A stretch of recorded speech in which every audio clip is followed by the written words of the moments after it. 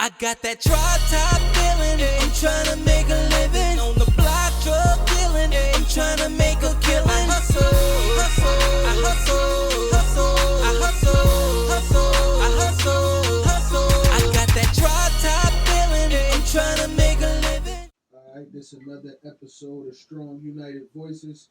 This your boy D. And Miss Lovely. And the first thing, as we always do, give a shout out to our sponsor, Be Great Clothing, and shout out to the Drink Champs. We do have our guest in here today by the name of Genecist. We'll be speaking with him in just a second. I do want to reiterate on the Cypher City that is Saturday on the 9th. Just giving a reminder to everybody that is in the Cypher. You are allowed one guest. We will not hesitate to turn you back around if you come up here with more than one person. It is for safety issues. I know y'all seeing the news like we seeing it. So one guest for everybody, and let's turn up. Make sure you here by 4:15. Temperatures and pictures will be done first. So make sure you here by 4:15, and that way you get to go get yourself together until it's time to go live. All right, let's get right with Genecist. Well, Genecist had a full glass, honey. What happened? I didn't have my glass. Oh, you didn't want it to the tip. Did you want the tip? I think I'm going to. I was being modest. Oh, no. We fill up around here. Okay, so I got a little information that I took from the bio, and basically just going on that you were raised from cold city streets is basically how you put it. And that's basically being around different surroundings. Yeah, pretty much. Yeah. Okay. And I read also in there that was interesting to me as well is that you're a Jehovah's Witness. Mm-hmm. Could you give us a little, because a lot of people is confused with that Jehovah's Witness and Christians, and I don't know why, because you do read the Bible. Is that correct? Yeah. And our understanding of Christianity is people who follow Christ. Mm-hmm. Yes. So people get the idea that Jehovah's Witnesses don't believe in Jesus Christ because we Jehovah's Witnesses. Mm-hmm. That's not true because we actually do follow Jesus. Okay. Jesus is our King. Okay. 100%. But as it's saying in Psalms 83:18, the Most High, whose name is Jehovah God. Right. That's who we serve. And so right. That's where we just all my life has just been about the truth and what it really says, like, you know, in the Bible, because it's a lot of misconception. Mm-hmm. Like, I remember one of the first things that we learned was that the Bible doesn't say anything about hellfire. Right. Or hell. Right. And that was confusing because it was like, that's the main thing that you taught when it comes to, like... you're going to hell if you do this. Right. And you learn that it's fear-mongering, and that it's a concept that the Roman Catholics took from the Romans and the religion that they had, you know, Hades and all of that idea. So when they took, you know, what Christianity became, when they took the teachings of that and infused it with their own, they incorporated that. Okay. And so it was like, when my mom became a Jehovah's Witness, it was the eye-opening thing. It was like, no, these things are not, this is not what the real is, this is what the real is, and now, what are you going to do with that information? Right. So that's where that came into play at. Okay, because I looked at it, you know, the same thing, you know, with the Quran. Mm-hmm. A lot of people, you know, the Muslims, the Quran they still go off the beginning of the Bible, but they believe Jesus Christ. And I'm not going to make this a religious thing, but it just, they believe that, you know, Jesus Christ was a prophet. Right. Mm-hmm. So that's where our conflicting come in at with that. And I get that because it's like, it's really all about what you taught at first. Right. When I was raised as a young kid, I thought Jesus was God. I thought that's what he was. Yeah. And then once I learned that he wasn't, that's not what he even taught or anything. Right. It was like, oh, okay. So then, what is this all? Right. What is the purpose of everything? Mm-hmm. So, for like the last 20 years, we just been breaking down what does this book say, what does it actually mean, and how do you apply it in your life? Come on now. And so you took that in your music. I put because that's the truth. That's my mind. The truth. Speaking the truth. So I want to talk about, you got a lot of like idols that you look up to, and Lauryn Hill definitely caught me in the De La Soul. That's my generation. and the Tribe Called Quest and Wu-Tang, of course. Sure. But when I first heard your music, now when I heard you on the podcast, you did an interview. Mm-hmm. And as I'm listening to you and I'm saying Genesis, I'm like, now I'm cooking, but I got your, it up, and I'm like, Genesis, I'm like, that's the Bible. let me look into him. So that's what caught my attention, the name. So I said that's what made me and Gully watch your interview. Yeah. And I'm like, wow. I'm looking like, yeah. I said, he talk about because you were saying certain little things too. You were talking about the Bible. Yeah. I said, this is a Bible. I said, I had, the Joker, and I was like, could you ask him? Could he come on SUV Pods? Yeah. Not going over nobody's head. I didn't even really, because I didn't find you on the Genecist. Yeah. So, I went through him and asked him. And that's what we was basically seeing too. You were saying there was some misconception with your name and why people couldn't find you, or what you was trying to. Yeah, because Google got this thing where when you type in my name, it says search instead for Genecist. Right. And it's been doing that for years. Since my name became Genesis, and it's like, yo, you gotta know. You know what I mean? So that's why you spell yours different anyway. Yeah, I spell it different. It's it's Genesis, like you said, the Bible, and then lyricist. Mm-hmm. So it's a combination of those two words. Because I began as a lyricist. Okay. So, whenever you type it in Google, they say search instead for Genesis. Right. Like, no, that's Genesis, yeah, that's what it came up when I did put something in Google. So if you put an 84 after, it's gonna be me. It's gonna be me unadulterated, like. Oh, okay. Nothing else. Okay. So when you say you started as a lyricist, do you feel like you're still a lyricist? Do you feel like something else? Nah, yeah, definitely. I have probably a problem with being a lyricist because I have a hard time, like, they say dumb it down. You know what I'm saying? But like, dumb it down. Yeah, but I don't think I'm overly complicated either. Mm-hmm. But it's just the fact that some songs, like you listen to the radio, you can actually almost know exactly what the person is going to talk about. It's like the same thing: phones, girls, money, drugs, Zans, whatever. I mean, jewels, whatever they got, and that's it. It's those same things over and over. Mm-hmm. Just different beats, different artists, something like that. Yeah, but it's the same message. So I get what you mean. So I have a hard time with not doing that. Oh, so because some you would dip in, some you would dip out. I don't know. I like to write, so I like the concept to a song. All of my favorite songs have a concept to it. Like, Isn't She Lovely doesn't go and break off into I Got a Phone or whatever. Stick to the top. It's stick to the top. It's about his daughter. It's about a baby. Somebody lovely. Right. So, like, being able to focus on something, like having something to write, an audience that you're writing to, and then something to say matters more to me than just kind of like doing the or make believe things that happen and you're not into it. Gotcha. Okay, so what made you choose this style? Is it because of the Jehovah Witness, or is it just what style? The style that you have, far as the spiritual in your music? And we're going to that. Yeah, going to the music. Yeah, I'm saying your whole style is different from anybody. You're definitely unique. So that's what caught me to you. Period. So yeah, you are. You have your own style. Even when I watch your videos. You know what I'm saying? They different. You know it's from a different place. It's not like dark. Yeah. You know what I'm saying? So I know, and it's funny because some people kind of get that misconception too, that I'm into like the occult, like. No, I didn't get that idea. Yeah, I've heard it sometimes, but I guess you can say, the spiritualism, because for me, like, studying with Jehovah's Witnesses, okay, boom, I learned, I get that pill, right? The Matrix pill. Like I took that pill and then I saw something. So it was like, oh, okay, well, what else? And my grandmother, she like super Black Panther, like, you know what I mean? So she raised us like Santa Claus ain't real. I bought that stuff. Because her mindset is like, I'm not about to let no white man get the credit for it, you know what I mean? So she was always like, I'm going to tell y'all the real. The truth. You know what I mean? Whether you like it or not. Whether you like it or not. You know what I mean? So she, when it came to our heritage and being Black, like, you know what I'm saying? People know Jamocha, like, you know what I mean? She got African masks all over her walls, and she tell us stories and stuff, and whatever she knows, all of the traditional you gonna know it. That's history then. All of the history. So I guess you could say, normally I'm wearing a dashiki. I'm not wearing a dashiki. I see. I noticed that.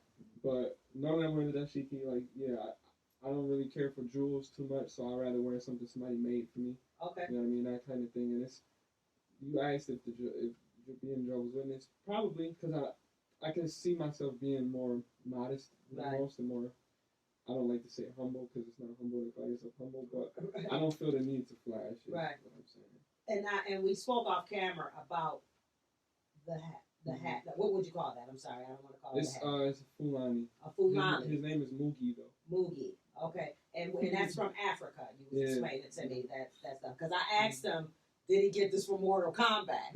Because where's your stick now? What would we call that?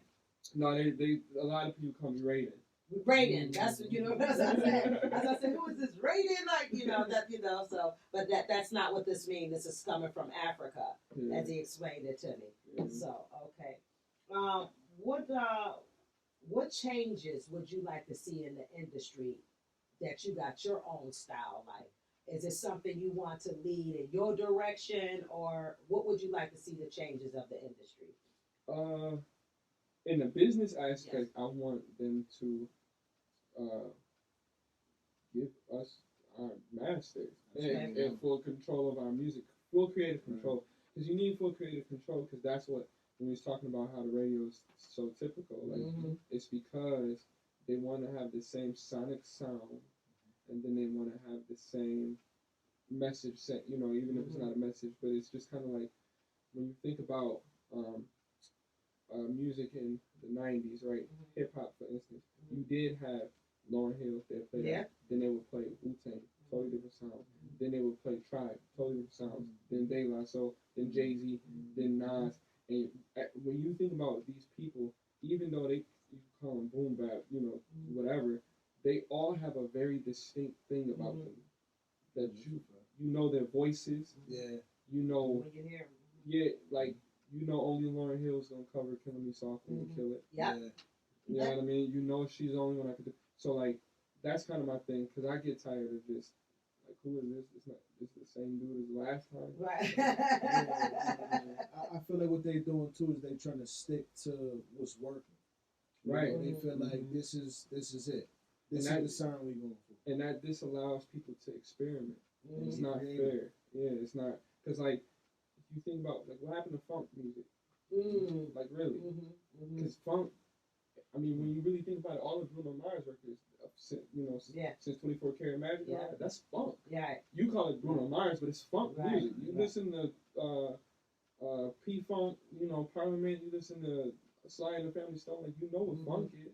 So where did that go in the record? Like, everything is blended. Like, everything needs a rap verse. And I don't think that. I don't think everything needs a rap verse. Well, you said now, what you don't think what? I don't think everything needs a rap verse. As far as verses for songs for the radio, or just period? Period. I mean, songs for the radio, everything needs a rap verse. And then just in general, everything doesn't need a rap verse. Because you gotta have ballads. When everything got a rap verse, you don't have a ballad. You know what I'm saying? You don't have somebody like maybe a crooner. You don't have him just singing his heart out to a woman. A woman singing her heart out to a man, and you're just feeling the emotion. Like, I'm thinking about Stephanie Mills when I say that. Right? I'm thinking about Luther Vandross. Those people just, it was their heart mixed with their voices. And then when you listen to that record, we call it old school, but it's not really, because you still remember all the words and you still listen to it when it comes on. Yeah, I feel like different genres of music is missing from it, and I agree with you on that. As far as different sounds, like all them artists you did name, they had their own styles and their own messages and way of putting it out. But I felt like that was the best for hip hop at that time. Because you had different stuff. Nas, you had the Jay-Z, you had the Tupac, you had the Biggie. Like, this was different type of artists rapping. So it made us listen to it and take it for what it's worth. And we could salute them people and say they legends now. Right. Now it's like I don't see really too many new people going to legend status. That's just keeping it real. I could see like maybe a little baby going there, like certain, like he got concepts or something like that in his, but he still talk that other talk too. But besides that, I don't see too many. Yeah, you see what I'm saying? To be able to get there because y'all all chasing the same sound. Right. Y'all not standing out, being creative, saying, "No, this is me though." Yeah. Yeah, I might can do that over there, but y'all gonna respect this. I know how to talk this too. Yeah. You know what I mean? And that's what we missing. Yeah. So I definitely agree with you on that one because when you put it on the radio, it's all the same music. Yeah. And I like what you said too about yeah, I could do that too. But this what I do, cause that's how I am. Sometimes I'll jump on a new sounding joint. I mean, ain't nothing wrong with it, cause if it sound good, it sound good. Right. Right. You know what I'm saying? So I don't have no beef with being new era. Like people kind of think that I just do boom bap. You know what I mean? And that's just. And could you say that to me? What is that? I seen Sheen put that up there, and I'm like, what is he saying? Boom bap. I'm not here with the slang. Yeah, boom bap is just like the old school '90s feel, like Tribe Called Quest. Like when you think about what rap sounded like back then, Fireside. And it was music. It's music. It's music. You want to hear it, you know? You didn't really call it, I mean, it was called boom bap, but it wasn't really called boom bap at the time until hip hop started to shift. Gotcha. You know what I'm saying? But trying to create a name for it. It was more about lyrics than so much a beat back then. Yeah, and it was more what they was talking about. And you can understand. That's why I said the De La Soul. Your style remind me of that when I heard your music. I'm like that. Who did he remind me? Then I was thinking of I can't think their name, but they used to sing that song Tennessee. Lord, I really been this. Come on now. I said he remind me of that. That's my time back then. You know what I'm saying? So I caught to you quick. Yeah, right. You know what I mean? So, but definitely those names is a good thing. What audience are you attracting more that you see? Nerds, Do you have a particular nerds and gamers. Well, hey, they listening to the right shit. Yeah. so you're attracting the more the nerds, the geeky side, like or. And it's not like like Poindexter nerds, but like I remember growing up, like it was not cool to be a nerd. It was like not cool to play Pokemon and to watch anime and whatever.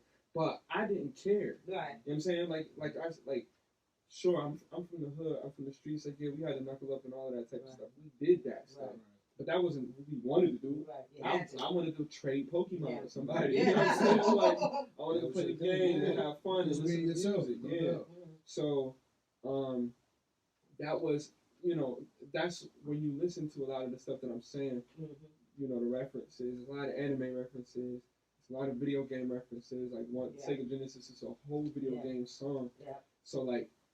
Recently, a lot of people have been coming up to me and being like, and having superhero conversations with me, and anime conversations, and video games. What game you like to play? Oh, you play, you know what I mean? Like, and it's like, I noticed that because the music is saying that with no regret. It's just like, yeah, this is what I'm talking about. I don't want to talk about shooting it. Yeah. I just don't. And see, that's the thing about it too. As an artist, one of the things that labels and different people, the managers, whoever, the one thing they want to know is who is your core audience. Do you know who your core audience is? So for you to know it's gamers and people like that. Yeah, otaku.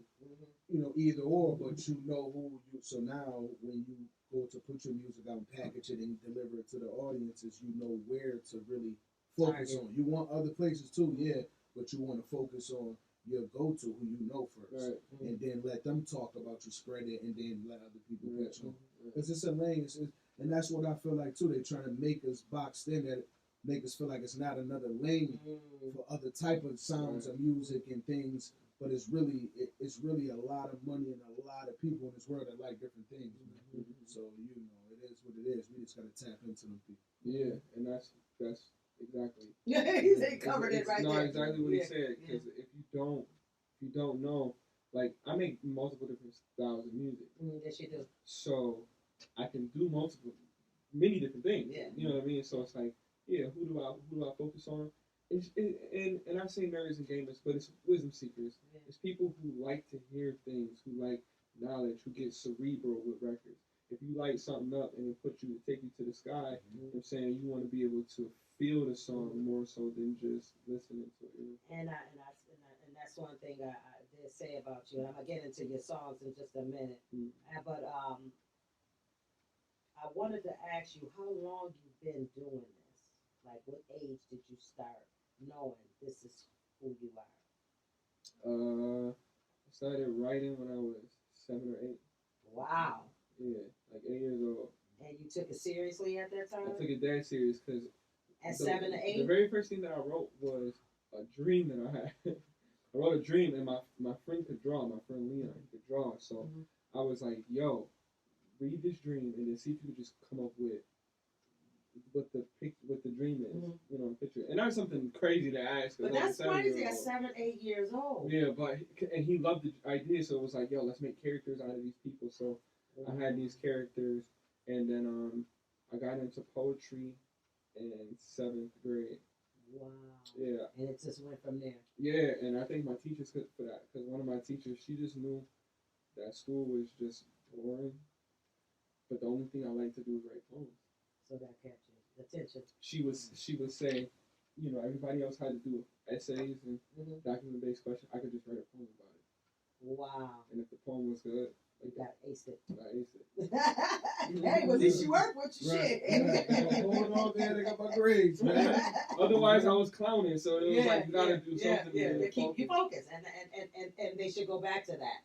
Yeah. You know, for a lot of students up here, their attention span don't want to sit here and listen to some shit. I wasn't even back in 1812, and you know what I'm saying. So you ain't keeping my attention, you know. So that was good there. What type of role model would you say you given to the youth now? What type of role model? Right now, my whole thing has been like zero procrastination, making the move, staying awake, and doing. Like I got a song called Wow, but it's We Only Win, and it's not really real.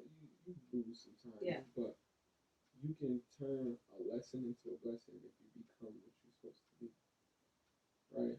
That's me right there, man. So that's why that's you could become a blessing. You could retrieve your blessing if you learn the lesson and become what you're supposed to be. You know.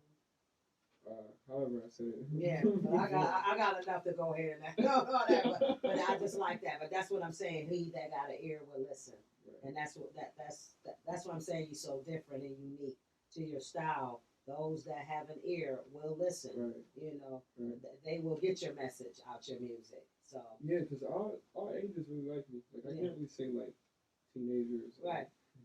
I like it. Well, I guess I'll go into it. But I just want to be a cool kid. I was gonna hit you because you don't be responding quickly on that messenger, so I'm like, I'll just wait till I tell them when they get there. But no, a lot of people don't be tuned into Messenger. You know, they check it, but I really like that video, and that was now Mark Lee. Is that Marcus Lee or Mark? It is. Okay, I thought that was him, Marcus Lee, and shout out to Mark Lee. And it's I don't know if I want to pronounce that right. I am. It is I am. Yeah, I looked at that, and that message I got out. I watched the video twice, and that message I got out of that was showing me, you know, basically telling kids to stay in school. It's okay to be cool in school. Yeah. That's the message I got out of it. Did you? Were you delivering something else or differently? Or? Yeah, because like another thing, again about being like a nerd, it wasn't cool to be smart either. But that's not. Nah, that's not true. Yeah. It's cool to be knowledgeable and to have that. And so, like, with the video, like, when it comes to, like, the bullying, like, that would happen a lot. You know what I'm saying? You would see kids who was, you know, just different in that aspect. You know what I mean? They knew numbers. You know what I'm saying? But they was a little socially awkward, maybe. Right. You know what I'm saying? And it was like, yo, those are the cool kids because I grew up with them kids. And all of them became who they wanted to be. They did what they wanted to do, even though they was ostracized for it. For most of their life, it still came out on top because they never forgot who they were, and that's cool to me. You know what I'm saying? So when it came to being a cool kid, like you know what I mean? It ain't nothing wrong with graduating high school. I didn't want to, for real. I didn't, and thank you to my chorus teacher, Miss Karen Saxon now, but thanks to her for creating such a crazy chorus in our school because I would have left as well because it got on my nerves. But like some of the things that you just want to accomplish, like just having accomplishments in life. Like I don't want to say that I failed the one thing that I was, you know, one of the first things I had to do. Right. Yeah, I think the best thing you could do is be your authentic self, man. You know, sometimes we're younger coming up, we're trying to figure it out. You know, as we get older, and especially with a genre of music, that's how you make the best music. Yeah. Coming, you know, straight from the heart, from who you is, just going off your experience or what you've seen or what you know and what you gravitate to. Right. You can, I mean, you can. Some people know how to tell the story, but I don't think it's gonna come off the right way. Yeah. It just when you could relate to it more, or you notice what I read and the knowledge I got and the research or whatever. You know what I mean? It just come off a little bit better to me. Yeah, I feel that. Now, who would you like to collaborate with, as far as celebrity wise? Because I see you working with a lot of people. So, who would you? What is your goal? Who you trying to get to collaborate with? Number one is Timberland. Okay. I want to produce a record album with Timberland. Okay. I think he could Justin Timberlake my career. Yeah, I think you can do it too. For real. That's a fact. And who else you got? Lupe Fiasco is on my. I mean, that's just. It's weird because I kind of feel like I just want to be his fan. You know what I mean? Like I never really want to step into that realm. Yeah. But it is kind of cool when you see the Marvel and DC crossovers. You know what I mean? So like, I would do it just for my own personal sake. But he's somebody who I like. He goated to me like that. That's the goat. Like he's one of the greatest all time. Yeah. So Lupe is somebody. I'll say Brian McKnight and Sabrina Claudio as well. Because Brian McKnight is Quiet too, man. But man, he's a legend, man. And I just Sometimes looked at you them make that too. money, They sit get back, man. older. You heard his new record? No, I didn't. But I seen, you know, my favorite. favorite. Like two new records. Do it already? Some boom, pop out of See, I nowhere. haven't Boom. heard it, but I watched Boys to Men. I seen that Oh, on YouTube. yeah. Not my favorite. And I seen them just recently. They did Let It Snow Over. Yeah. Them boys Still got still sound. You know, I played that to death. Yeah. Man, I said, I I'm ain't drinking heard one that night, too. man. I played that joint over. And then when I seen they just did 122, I said, oh, you could tell they got a little older with their beards and stuff, but they sound like they don't need music. I just want to be in that room. Man. I just want to be in that room. Sometimes feeling that energy and just seeing that experience and just like, man, just capture the moment. You know what I'm saying? Yeah. Like these boys know that's how you perform. Everybody That's how that you know sing. me, that Every play that different Let thing. It Snow, I'll get drunk. You gonna hear that shit all night. I'll play that shit in the summertime. They be like, it ain't even winter. I don't give a damn. Nah, that song is just classic. Man, It's come weird, on. some things I got just- chills just I was thinking about to about say it. that. Some things and some songs are just timeless. Yes. They don't matter. Like summertime. Yeah, certain Jay-Z. joints. I mean, They don't play Will that. Will Smith. Smith. Will They Smith. play that in the winter. They don't matter. Yeah. You know what Yeah. I'm saying? Whenever. Some Yeah. joints is just like that. Just stick, man, forever. Yeah, that's a fact. Yeah. Okay. And what would you say that you are giving back to the community now? From like when you say you come or are surrounded by the cold streets, Yeah. what would you say you will be giving back, or what would you like to give back to the community? Well, I used to teach, so I kind of feel sad about the whole like COVID thing. Okay. Took us away from our babies. Okay. But I used to teach. I used to teach capoeira, and What was that? Capoeira. What's that? It's an Afro-Brazilian martial art. Oh, okay. So that's how you was giving back. Okay.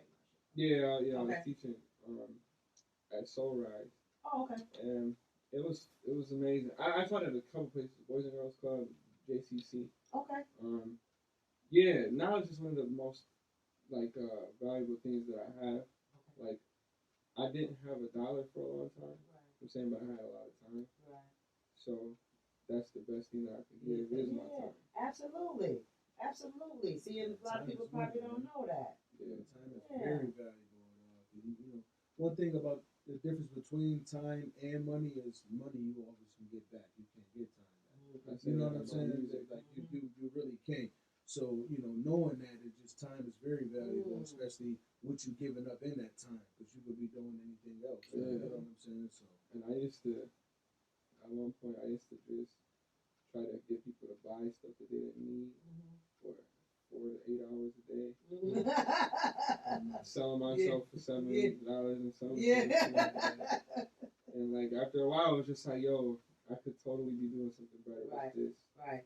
And somebody appreciate it. Yeah. You know, and definitely kids. Always, if they can get a good role model out here and put them in the right place and educate them, because that's what they're missing, a lot of education from an adult. right. Yeah. You know, that can teach them something that been there and done that. Especially those that want to listen. That's it. I gotta That's hear. how I interpret that message. You know what? I figured out that most kids will listen if you approach them the right way. Because just like I'm the oldest of 7, Okay. so all of us are totally different. Okay. Yeah. Everybody ain't the same. Yeah, we laugh at the same things and stuff like that, but like we totally different people. So like some of us are more open, some of us is more in, some of us is more Aggressive. Some, you know what I mean? So it's like you gotta just handle us Right. differently. Like my mother learned that, and it's different personality. So when it comes to children, like I remember when I was in school, it was just kind of like, yo, if you just like kicked it with him, he'd be a totally cool person. Right. Because this teacher just kicks it with him, and they all fine. Right. You know, but people get into this idea like, oh no, robot, it gotta be this militaristic thing. It's like, nah, not for everybody. Right.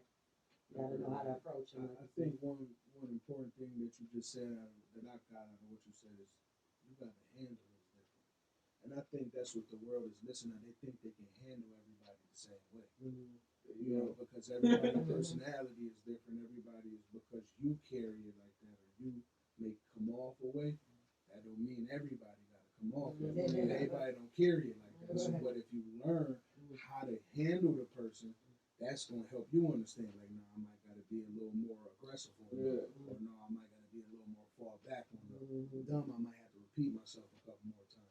Like, once you learn that, I feel like that's how you become a better person, too. You know what I mean? You start knowing how to deal with people as a whole. You know what I mean? People, being a parent, teacher, everything. Because, like, parents don't, some don't understand that either. Like, this, I got my second one now, and the first one, she cool breeze, you know what I mean? She was born smiling and just like, you know, whatever. And like the new one, he infernal. He's like, you have to handle him a little aggressive. Yeah. He's like, I want some heat. I want some heat. I mean, I don't care if it's 3 a.m. I don't care if it's 4 a.m. or 5 a.m. I need Get up. that. And like, you know what I mean? You just take it and you look at it and you go, okay. You got this now. But you got this now, though. When you start to get about 2 or 3, all that's going to change. He in control right now. That's what they always say. Yeah. I'm ready for him. I ain't scared of no kid. Yeah. I'm scared of you more. Okay, if you got 3 words to give to the youth, what would it be? 3 words. Always be real. That's the truth. That is the truth. Being honest with yourself and, you know, being real. What it does is it kind of lets people know who you are, that you're being real with yourself and being honest. You know what I'm saying? By even doing that, like, man, I'm giving you this, and like I said, go back to being your authentic self, and then other people like that. Like, nah, you know, I know it's truth in this person. I know if I can come to them for advice or whatever, you know what I mean? They're gonna keep it real with me, and I need to hear that sometimes. Yeah, sometimes I think nowadays people shy away from the truth. And you know what I really know, like, for real, like, we say it all day. I think that the slogan it's taken lightly. The truth hurt. Like, it really do. Like, you could tell somebody and they might get angry. It's not at you, but it's because you're telling them the truth. Yeah. You know what I'm saying? So, and that's human nature, and I feel like if we could turn a couple levels of that down for us, because it's kind of helping you. Because, you know, God passed the messages through people. And if you're not hearing it, if you're not taking in that message, then it's like you like balling up, like you're shutting the message out, you know? And I even do it sometimes, so that's how I know. But it's like when I look at it, I just don't do it as much because I want that message, man. I want that so to help me to get better. You know what I mean? And that's what it's. And about. that's you always say it. He nailing everything. Nah, you got it, because it helped you to get better. Like I don't get better with people lying to me. Right. You know what I'm saying? Like, if I'm trash, tell me I'm trash. Right. Like, you know, we play video games. We play fighting games. If you trash, you getting whooped. So you can't fake it. You even gotta have nobody tell you. You know you getting whooped. Right. So, like, when it comes to everything else in life, it's like, yeah, I would much rather people just be, like, 100% real. Yeah. Because I know a lot of people who are really good at math. may not be good at Right. writing or Right. making music or nothing like that, but they're really good at something Right. that if they focused on, they could be a pioneer in some fashion. Mhm. But everybody get caught in this illusion that like, oh, you gotta make money and you gotta be a superstar to do it and to live a successful life. You don't. You really don't. It's just social media make you want to do that. You know what I'm saying? You make you want to be famous. I want to be better than everybody else that's on my list. You know, so you focus on that, like being going viral and like how to get more followers and stuff like that. But it's like, nah, man, like I know some really dope dudes that don't even have social media, and like they are experts and masters of their craft. And even though they may not have that presence, there is a world where they reign as king. And so that, and because a lot of that, like you're saying, is a lot of people get distracted. you're distracted. With it. So you can't be at your best because you're too busy watching what somebody else doing. Exactly. So, and that's what I had to learn to do with what I'm doing. Is like cut the distractions out, and you're not gonna take me up off my game. And people will do that, even though this is a podcast. You know what I mean? So it's whatever you doing. If you doing in life, it's like, okay, I don't need to watch it. I don't watch nothing nobody do. It's not that I feel I'm better or nothing anybody. It's just that I'm just starting out, so I gotta I get to my limit, you know, to do what it is I need to do. I don't want to be like nobody else. I don't want nothing nobody else got. That been me as a person, period.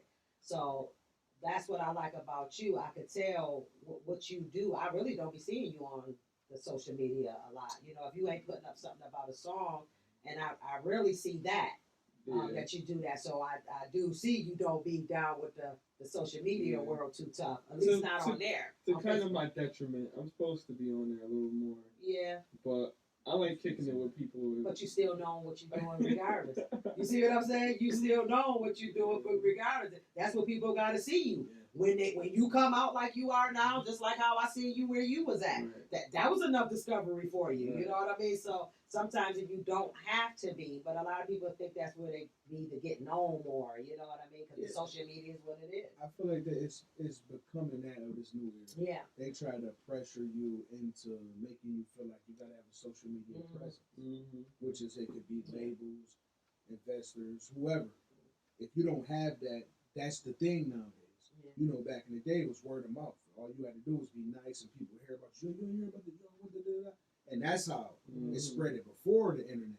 Now it's like if we can't pull you up and look, oh, you don't have an Instagram. What do that mean? I'm the nicest person around. For itself. That's what I'm saying. You know, the YouTube, go look at the video. That tell you who I am. Right. Now, you ain't got to sit on a Facebook and do live just so I can prove who I am. The YouTube, that's social media. You know, that's who I am. That's real. Where's it at? And I believe it is too. The fans want to be more involved in the person. They want to be more invested into you. Oh, this, that. Oh, Beyonce got a new lip. I'm going to get that lip gloss. They want to be more into who. Oh, they just came out a sneaker. Oh, they got a toothbrush out. Oh man, so you know, it's all type of. It's like this is what they want. Before we didn't know none of this about Pac or Ben. We didn't know nothing about KRS-One or what they was broadcasting. Like we, you know what I'm saying? Michael Jackson. Imagine Michael Jackson on Twitter. We didn't know none of this stuff. Mike's still that guy. He's still the legend. He's still the great.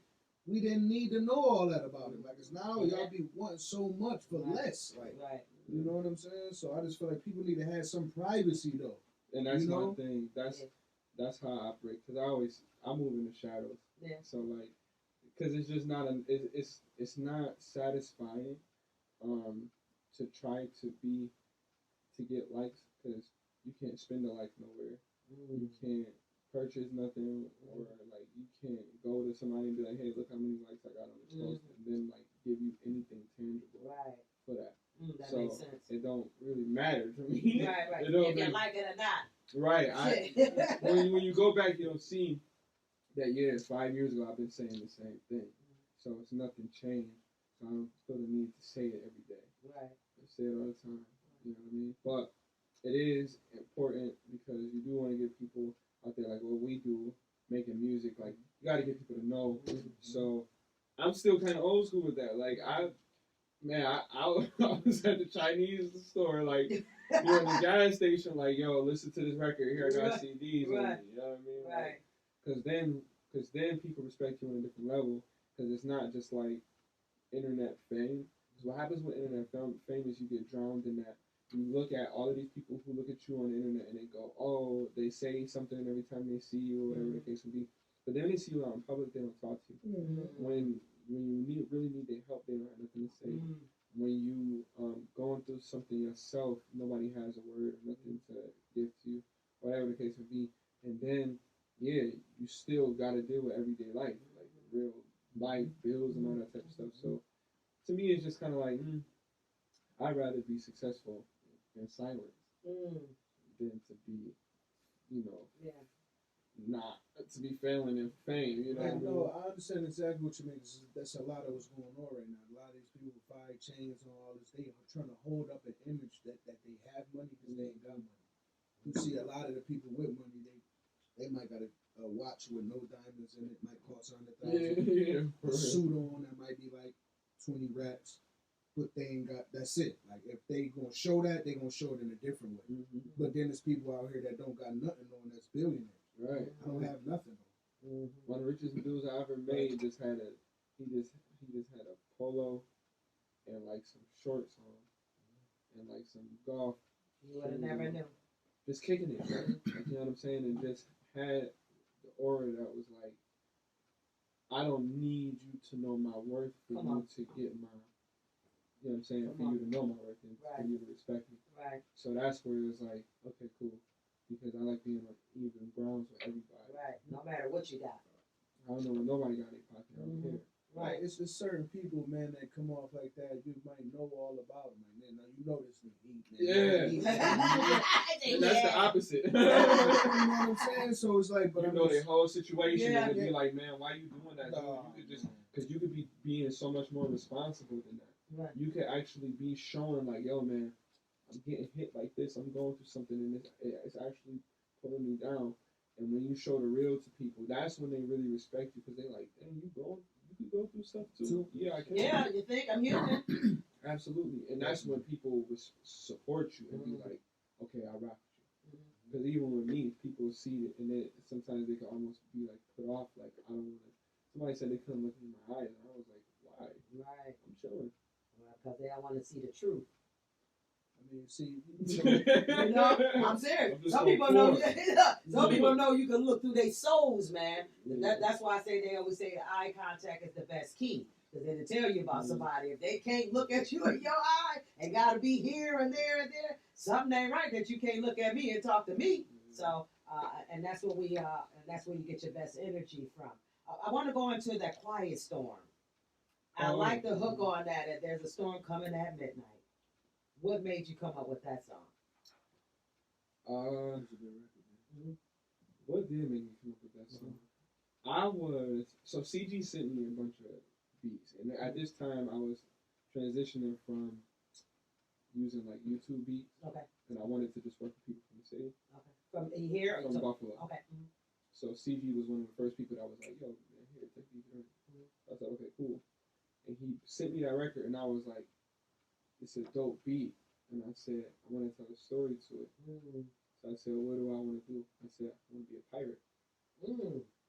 So I became a pirate. Okay, in this song? In that song, his name is Captain Quiet Storm. Oh, okay. So the whole song, I'm going to tell y'all, when you listen back to the song, it's about going and taking over a show. Oh, I didn't pick that up. See, that's why we gotta get that speaker so we can have it right here on the spot where all our phones is used up. But you know what?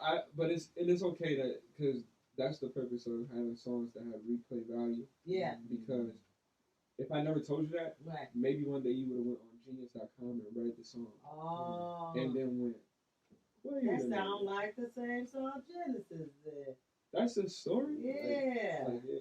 Gotcha. And so I do that. I like to write fantasy stories in my music, because like Captain Quiet Storm is just a character I created. Okay. And that's a song that everybody loved when they heard it, because it was like it was different in the way that it didn't have to be like so super like, oh, this is super real, street. Like, I mean, it's like it's like no, tired of hearing that shit. yeah, we going to get the booty, we going on the stage, we about to go and rock out, right? You know what I'm saying? And I'm gonna say it in a different way, right? To where you don't really know what I'm talking about at first. But that's how music used to be, and that's how it's supposed to be. Thank you, because you got kids listening to this stuff. So okay, I got your style now. Okay, all right. My favorite was "This Is Where I'm From." Oh, okay. That joint was hot, and that was with King Malik and Annalisa. Yeah. It reminded me of West Coast style, Snoop Dogg and Dr. Dre. I could crip walk on that joint. That's where I was at. When I said, "Oh shit," and I played that joint 3 times. But you sent me your new one, and what was that called? The Robots? The new one.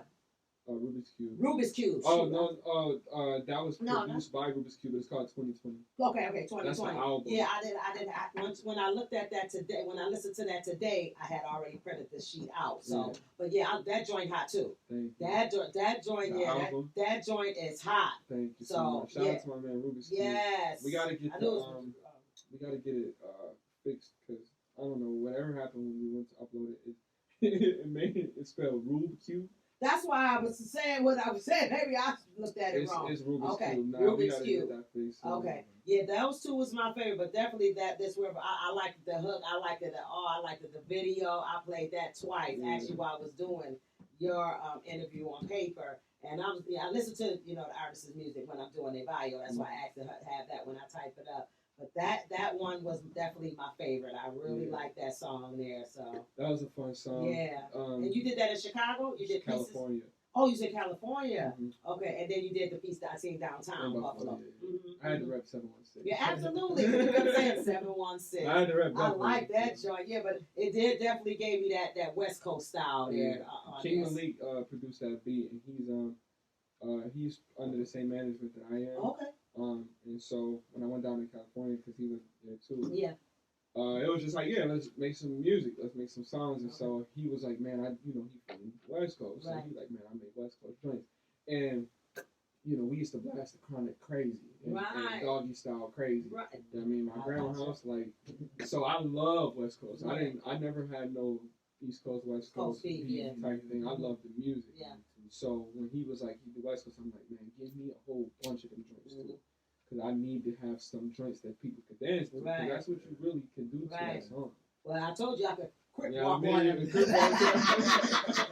And that's what it's about too, being able to, that's some different sounds. Like the West Coast got that vibe sometimes. Them beats you just, like you said, make you want to dance. And make you want to get up. Oh, man, this that West Side, feel me? You in front of West. But that's the beats, the vibe, or it give you that. So I think when you grab them type of beats and make something to that, it kind of like sets you apart from it. Because some people can't. Yeah. Some people really can't do it. They can't rap on that vibe, that beat, that West Coast. So when you jump on and do it, like, oh yeah, that show you your craft. Like I could pretty much tap into different cultures, and you know what I mean. West Coast got their own culture over there. You see the low riders, you see how they dress, the chucks. You know, like that's the West. You know what I mean. So when you able to tap into that, it shows you creatively you can do it as an artist. Yeah, and it was funny because he sent me the beat like before I got there. Oh. And I was supposed to like write to it and record it here, but I didn't want to do that because I was like, no, I want to come to California first so I could just feel the land and pull in the energy from the land when I write this, because I don't want to just write, just something random. Right. And then like we doing this in California, so I've never been there, so I don't want to speak on nothing that I don't know or haven't done. You did it right. You did it right. So that's why, I don't know why I thought that was from Chicago. Nah. I think I thought I seen Chi-Town or something on there. He kind of. Did he mention Chi-Town? No, he say. I can't remember what he said, but it's another name that they call San Francisco. Oh. I believe that's where he's actually from. Or Sacramento. Sacktown. Okay. He's from Sacramento. Okay, Sacktown. Well, we used to live there, and we was actually 45 minutes for that. We was in Fairfield. We was where 40 was from. Right. Vallejo. Right. So, yeah. He from Sacramento. So he say Sacktown. He said someone. He said that in the Sacktown. So, okay. All right, I know I was listening to something, but that one right there, that was groove. hot. That was hot. Somebody, that was your first time out there? My first How time. was it, your experience? It was dope. It was a movie. Me and Four Below, we all went out there, and it was a movie. If I make a movie about this later on in life, you'll understand why I'm saying it like this on there. But it was dope. We went out there right when the coronavirus started. I guess like when they started shutting everything down. We had no idea what was going on. Because we just living in the moment and doing what we doing. We never been there. Right. So we just trying to do everything we planned on doing, and we noticing stuff is closing down. People getting scared of each other. Like, get away. We saw the whole world change in a totally different place, you know. Yeah. And so it's crazy. But then we got in the studio. I think I probably recorded like 13 songs. Wow. And we just put in work. Yeah. You had to take advantage of it then. Yeah, I had to take take advantage of advantage it. of I got to right now at this point. I wanted to ask you first, your music, when you go into the creative spaces and like you go into like fantasizing, making those type of records, what put you in that space? Like when you said like when you was young, I know you did it for a dream, but when you're doing like the pirate, was it something that you seen, like a movie that inspired you, or you were just like, this is what I do? Sometimes it's movies, sometimes it's games, sometimes it's just an idea that I have in my head.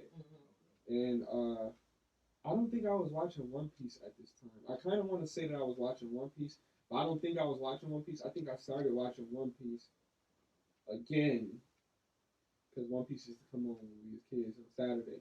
So I did watch it before that, but when I did the pirate scheme, it was like, yo, let me go watch One Piece. And One Piece, if you don't know, it's an anime about pirates. Okay. And Luffy is the one that he got a straw hat. So I always say that too. Like Luffy with the straw hat. I always call myself that because it's just ironic that I got this. You know what I mean? But when it all comes together, like the whole pirate idea and the schemes and stuff like that, it's like it all comes into a certain character that's just forming. But yeah, it could be that. It'll be a conversation. I used to write a lot after shows. You know what I mean? So it will be a show, something that I'm saying to somebody at a show, or just a feeling at a show, like that "I Got You" song. Right. That was something I remember writing after I had a performance, and it was just like, yo, this is fire. Yeah. Like, I did a show with Elzai and Conway came. You know what I mean? And it was dope. Like Jericho Jackson, the whole thing. But yeah, I'm inspired by literally anything, and that's why it's kind of hard because sometimes you get a beat and you're like, man, well, what do I want to put on it? Because you got so many ideas and so many concepts that you could. So whatever is the opening statement, that's what becomes the song. Now let me ask you, because I didn't ask you this. Your name, the Genecist, is that basically representing the beginning? Is that what that meaning for Genecist? Because I know it's the beginning of the Bible, but I want to know is that what the meaning is behind you taking that over? Okay. Like I said, I began as a lyricist. Okay. So it's to always remember where you come from. Okay. All right. See, I was reading it to you. Yeah, you know. I'm good. Do you got it? Because basically what I feel like your name as an artist represents you and it represents what you bring. That's why some people like had their regular names or like J. Cole. Like he just being himself. My real name, my rap.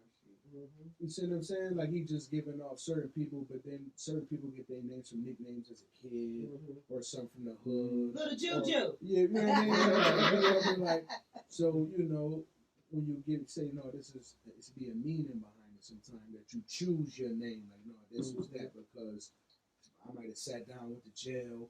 It might have been something that happened to me, like spiritually, whatever. It's like no, I'm standing on this name. Like Malcolm X. You see what I'm saying? Like he had.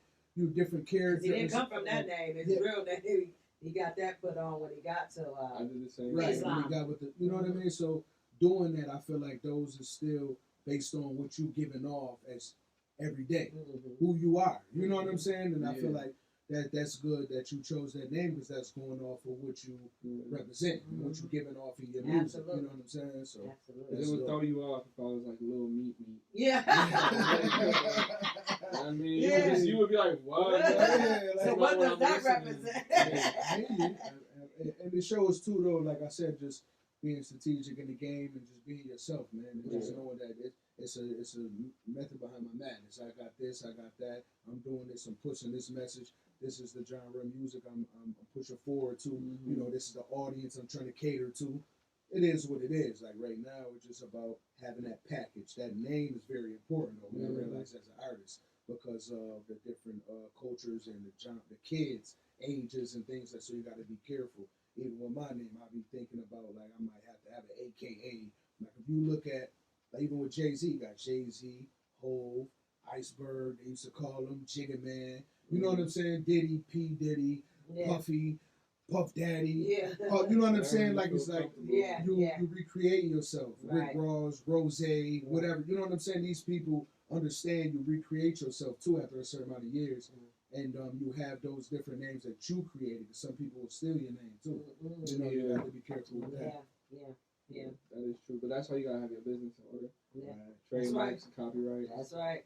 Because then nobody can touch anything. And then it's, I mean, now it's legit and it's certified. Because that's one of the hardest things about being an artist too is like, you know, your name and all that, but like, you could be so dope and then your song will blow up. And then if all your stuff is not in order, Somebody come and snatch. they coming for you.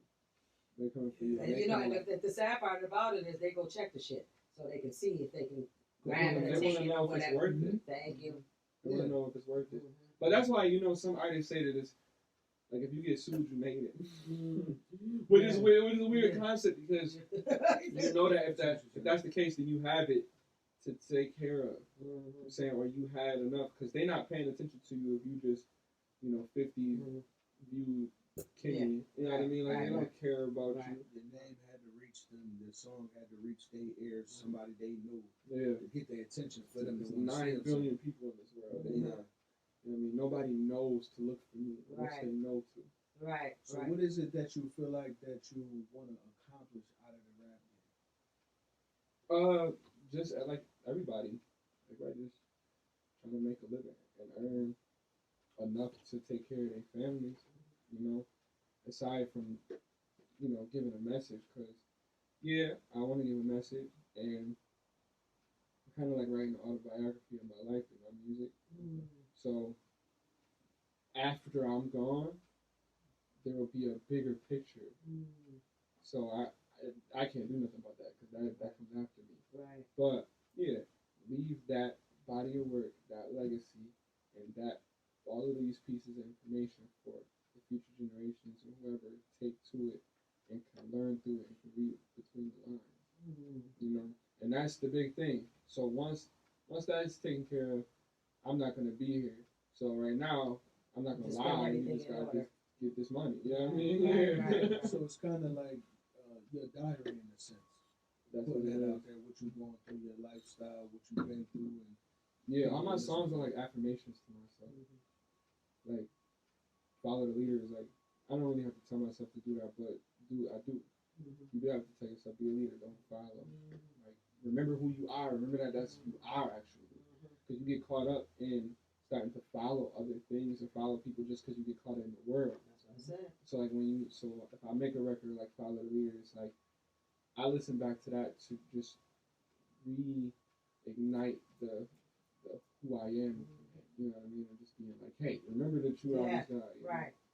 Sometimes you gotta remind yourself when nobody else is around. Because we all need reminders sometimes. This is who you are. Yeah. Because in whatever industry you're in, once you're in it and you for so long and around certain crowds, you can lose yourself. You know what I'm saying? Or you can forget certain things, and having that will remind you and putting it in the music. That's a good idea too. The reason why I asked, do you have a manager? I do. Okay, so that's good too, and that's why I feel like a lot of artists from the town is lacking having managers, because you want to have the right manager.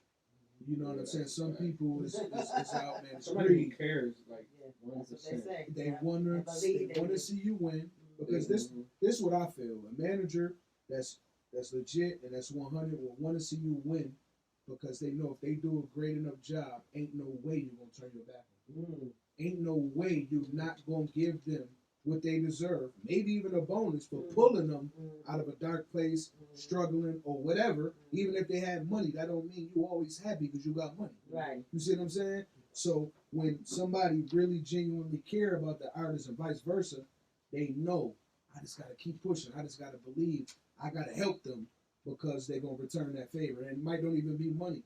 Yeah. All the time. You know what I'm saying? So that's why I appreciate my manager so much. Aida, like she's amazing. She was introduced to me by a mutual friend, I guess you could say. And she heard the music, was on board, was like, what could I do to help? Like, I really want to help. And I done had people say they want to manage me, manage my group, and whatever the case may be, and it's always turned into something different, a different motive.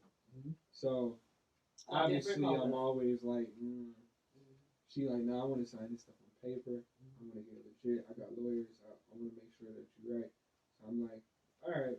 Because at this point, I was ready to just kind of throw in the towel. And be like, I don't really want to make It's always like that when you're coming down to the end and just don't see things working out or see things growing. And that's when God comes in and take over and say, no, not right now. Yeah, because I was out. I was on my way out. But then she was like, nah, I see more. Yeah. So I'm like, all right.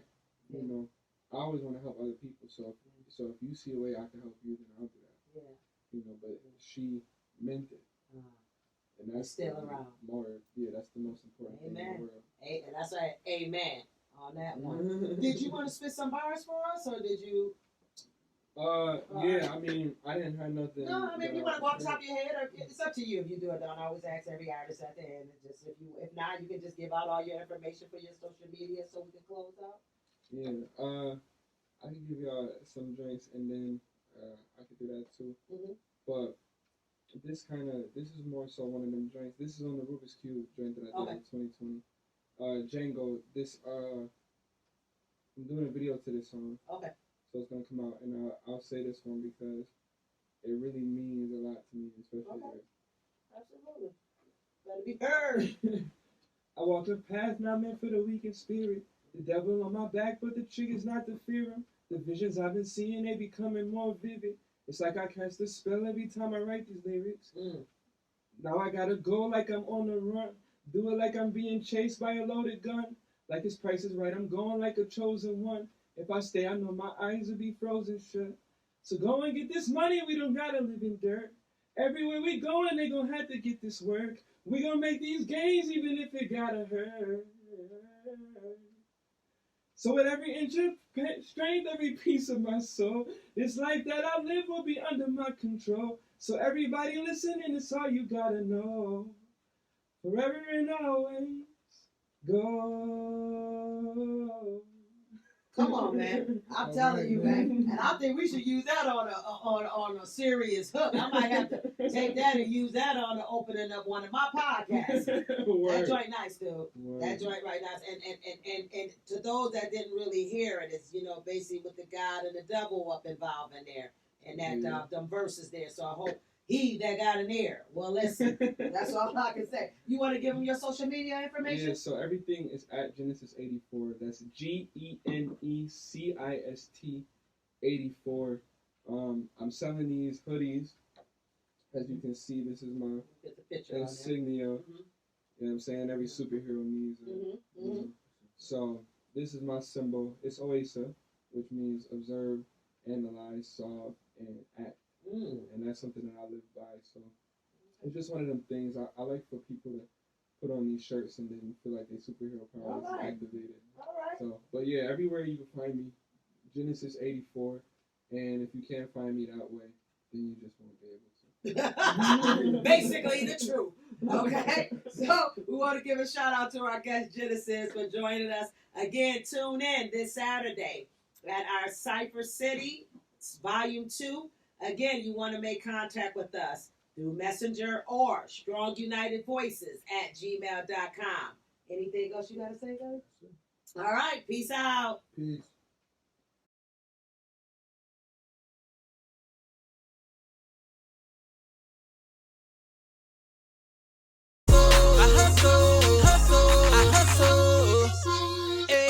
to make a living.